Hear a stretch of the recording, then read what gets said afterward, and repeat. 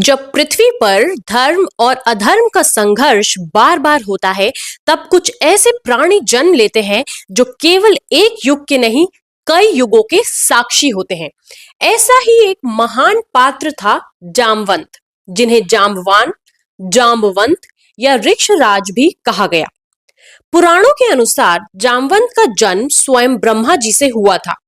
कहा जाता है कि जब देवताओं और असुरों के बीच समुद्र मंथन की तैयारी हो रही थी, तब ब्रह्मा जी ने यह जान लिया था कि इस महाकर्म के लिए अपार बल, बुद्धि और स्थिरता की आवश्यकता होगी। उसी समय ब्रह्मा जी के जंभ यानी जम्हाई से एक अद्भुत प्राणी उत्पन्न हुआ, जो न देव था न असुर, बल में पर्वत समान और बुद्धि में ऋषियों के तुल्य। इसी कारण उनका नाम पड़ा जामवंत। वे ऋक्ष यानी भालू जाति के राजा बने और इसीलिए उन्हें ऋक्षराज कहा गया। जामवंत साधारण योद्धा नहीं थे। सतयुग में वामन अवतार के समय उपस्थित थे, त्रेता युग में राम के सेवक बने और द्वापर युग में श्री कृष्ण के समय भी जीवित रहे। ऐसा वर्णन मिलता है कि उन्होंने नरसिंह अवतार को भी देखा था, इसलिए जामवंत को चलता फिरता इतिहास कहा गया। त्रेता युग में जब भगवान श्री राम वनवास में थे और सीता माता का हरण रावण ने कर लिया, तब वानर सेना का निर्माण हुआ। इसी सेना में उम्र से सबसे वरिष्ठ, अनुभव से सबसे गहन और दृष्टि से सबसे दूरदर्शी थे जामवंत। वे सुग्रीव के दरबार में सम्मानित थे, परंतु वे बोलते कम और सोचते अधिक थे। रामायण में जामवंत का सबसे बड़ा योगदान वह क्षण है जब समुद्र के तट पर वानर सेना खड़ी थी और कोई भी लंका जाने का साहस नहीं कर पा रहा था। हनुमान स्वयं अपनी शक्ति भूल चुके थे, तभी जामवंत आगे आए।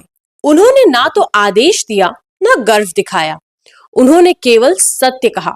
हनुमान, तुम बाल्यकाल में सूर्य को फल समझकर निगलने दौड़े थे। तुम्हारे भीतर वही शक्ति आज भी है, तुम्हें केवल उसे स्मरण करने की आवश्यकता है। ये जामवंत के शब्द ही थे जिन्होंने हनुमान को महावीर बना दिया।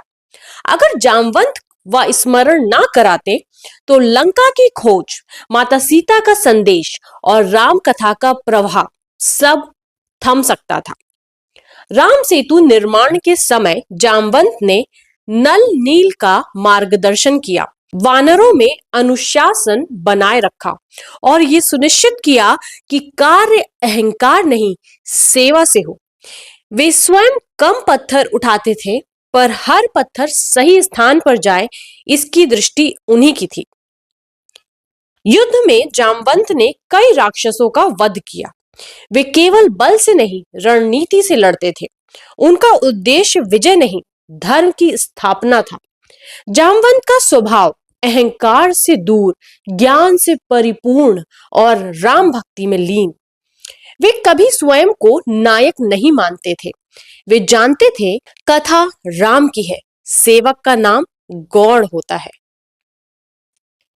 जामवंत हमें ये सिखाते हैं कि सबसे बड़ा बल अपनी शक्ति को पहचानना है और सबसे बड़ी सेवा सही समय पर सही व्यक्ति को आगे बढ़ाना। वे स्वयं पीछे रहे ताकि राम कथा आगे बढ़ सके।